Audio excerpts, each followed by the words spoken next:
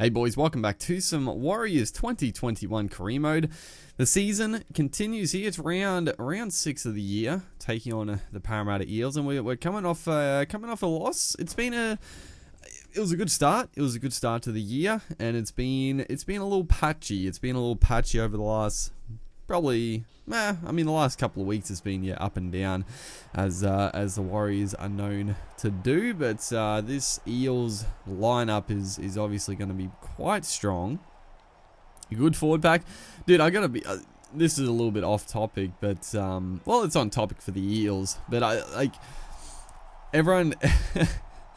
Dude, people change their tune so quickly in football, dude. It's so ridiculous. Obviously, the Eels were in some pretty bad form, and everyone's coming out and saying, oh, the Eels don't have enough superstars to win the comp and all this garbage. And I'm just like, what are you talking about? Now, I think a couple of their players are a bit overrated and stuff, but if you look at a full-strength Parramatta Eels team, that's a good team. That is a team that could win the comp. Now, I don't think they will. Don't get me wrong. I don't think they will, but that's not a team that you would look at and be like, nah, they don't have enough quality players in that team. What are you talking about?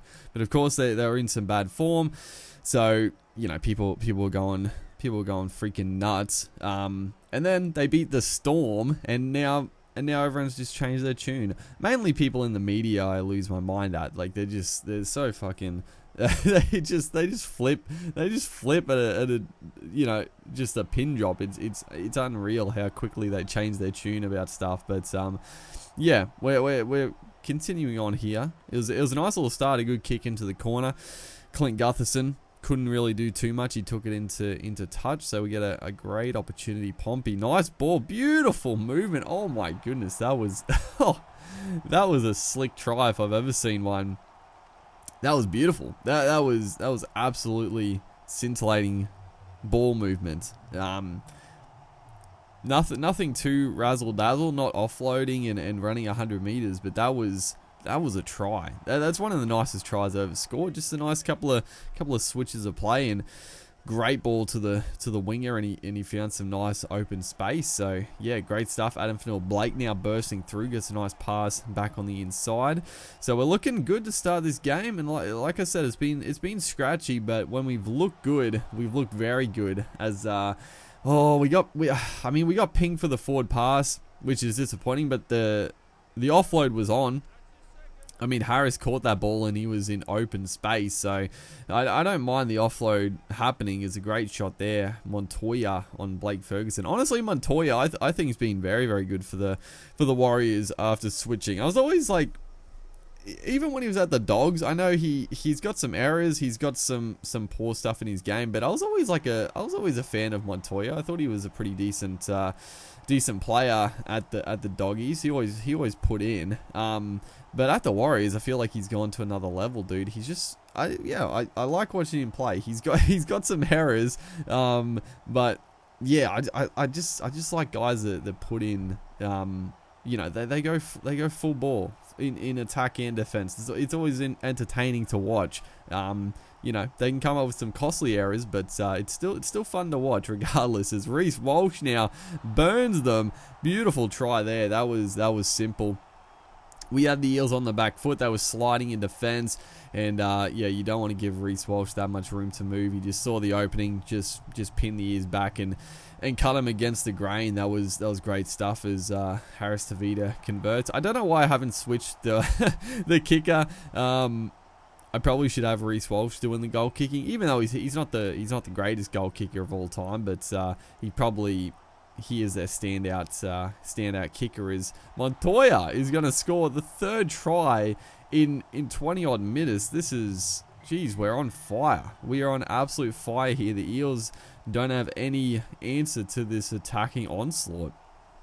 Mitchell Moses there with a good little attempt. It's covering across, but not going to be enough to stop the big Marcelo Montoya. So yeah, I don't know. Everything's coming off this game. which is good to see. It's good to see, and when you're on and the confidence is high, you can just sort of keep that roll going, and that's what we hope to keep doing. Unfortunately, that's gonna be trying to Wanga Blake there. We gifted the Eels some field territory. They haven't really seen our try line at all, but right there they got a sniff, and it was a simple misread in defense, and Wanga Blake just gets on the outside and scores a very simple and very soft try, which is disappointing to concede. We're still in the box seat, still in a very dominant position, but don't let us slip from here. We got that 10-point buffer approaching half time, and hopefully that try just sort of just fires us up a little bit for the second half, so we don't get complacent if we had that 16-0 lead. So yeah, that'll take us to the break. Like I said, very strong first 40. Disappointing to concede right at the end there, but other than that, very good. As Dylan Brown puts in a good kick downfield. I thought it was going to be I think he was just outside the 40-meter line, but it was a nice little bounce there for RTS, who breaks through of a couple of tackles there, or doesn't really break through, but he goes straight through the line without being touched. As the pass, he gets knocked down, and Sean Lane is going to swoop on it. Probably a knock on from the Eels defender, but that's fine. We'll take the bad call there. It was the big shot. The ball again gets knocked out, but apparently backwards, so the Eels get to retain possession. And right here, they get caught up on the decoy runner. Dude, that's got to be an obstruction, surely. Campbell Gillard. Oh man, I was so mad I just skipped over the replay. I guess he probably caught it on the outside. So I mean, even obviously on the game there's no obstruction, but even in real life there probably wouldn't have been an obstruction. I don't know. The obstruction rule is always very fucking weird, dude. I feel like they change the interpretation of it like constantly. Trying to make it black and white, as RTS again gets the passway to Harris Tavita, and we needed that. We honestly needed that try, because we were starting to waver. The Eels were coming home strong, and we needed a little bit of RTS brilliance there. It was a good defensive set, and then the poor kick, RTS through, Harris Tavita backing up, and he is going to score a nice try with a tough little conversion out wide here. He's going to try a little slice on that one, and slice it too much across the face, but yeah, that try to the Eels probably wouldn't have been an obstruction, but it was funny, because my defensive play did get caught up on their decoy. I got stuck on him. I already misread the play because I thought it was going to him, but he did get stuck. I was trying to move, and I couldn't. He was blocking me. But regardless, we're 10 minutes to go in this game.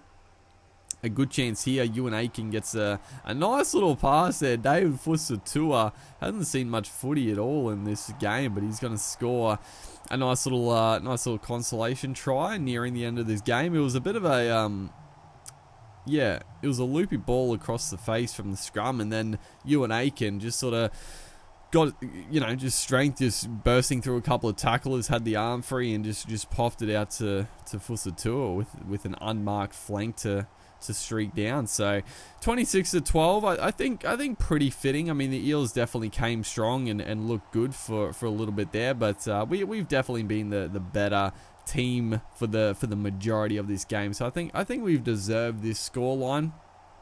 A 14 point lead at the moment, as the Eels get last say with ball in hand. Hopefully we don't let them score a try at the end of the game here. Sean Lane takes that one up, gets driven back, and probably going to be one or two plays left in this game. Junior Paulo, nice little pass across. Ryan Madison just hits it up. Looks like they're not going to do anything too crazy at the end of the game. Lane back on the inside. Clint Gutherson is going to take the last play of the game. So yes, a nice 26-12 win. We faltered a little bit there, but we came back strong again at the end. So hopefully you guys are enjoying the series. Make sure to like and comment, and I'll see you in the next one.